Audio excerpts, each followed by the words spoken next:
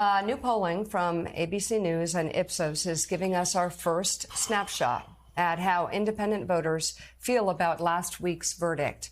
Although 45% say the verdict was politically motivated, more than half of all independents, 52%, believe the jury reached the right conclusion and think it should end Donald Trump's 2024 campaign. Those numbers are even higher among voters with unfavorable opinions of both Trump and President Joe Biden, those so-called double haters.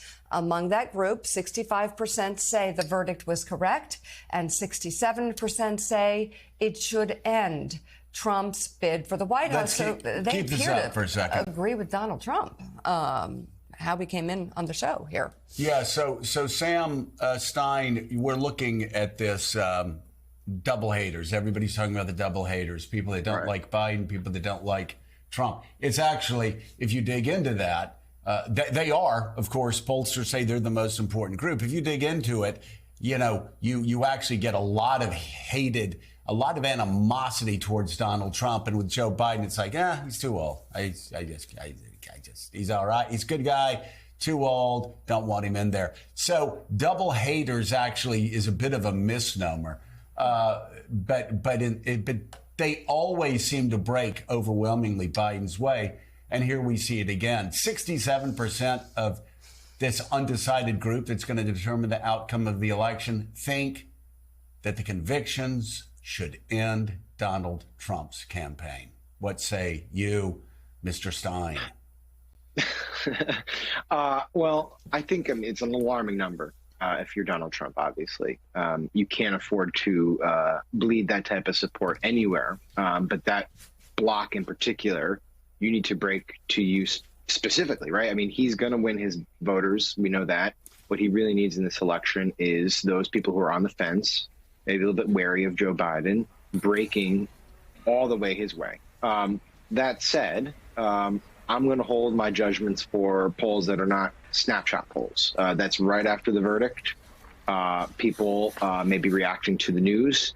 We're also 5 months out. As Jonathan pointed out, rightfully at the top of this, we have a lengthy history of people circling back towards Trump after egregious, seemingly crippling political moments, January 6th top among them. So let's wait and see and be sober about these polling numbers.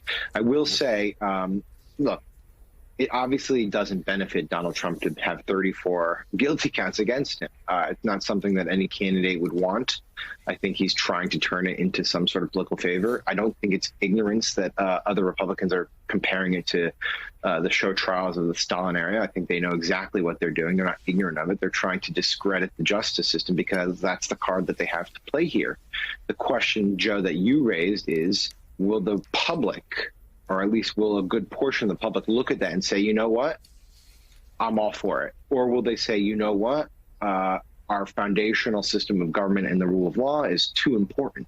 And it was telling to me that when Joe Biden came out and offered his first remarks on the trial last week, he did not go after the substance of the verdict. No one expected him to do that. What he did is he got really heated about the efforts by Republicans to undermine faith in the rule of law. And I think that's where he wants to point his anger, and that's the case he wants to make heading into the election.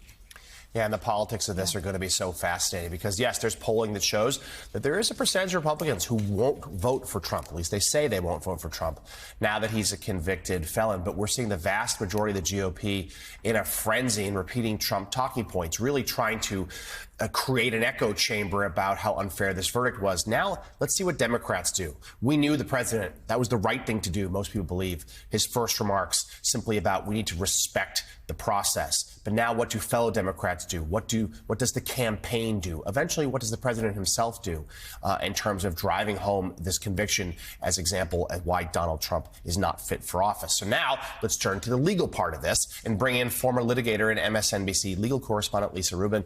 Lisa, I hope you've had a chance to catch your breath after such a frenzied stretch. And we are a couple days out from the verdict now.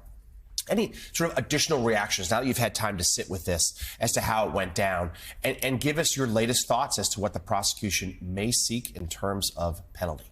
Let's start there. I think that the prosecution, notwithstanding Donald Trump's efforts to say that the people won't stand for his serving any jail time, I would be very surprised if the Manhattan DA's office doesn't seek some form of jail time here. And the reason is for two reasons, John. One is the severity of the conduct. We're talking about 34 counts, each of which could be punished by up to 4 years. Of course, they're not going to seek 4 years for each of these counts. Rather, they'd ask for some sort of concurrent sentence where they're all grouped together. But it's hard for me to imagine that given the multiplicity of counts here, they're not going to seek some jail time. The other major factor, however, is the lack of remorse shown by the defendant.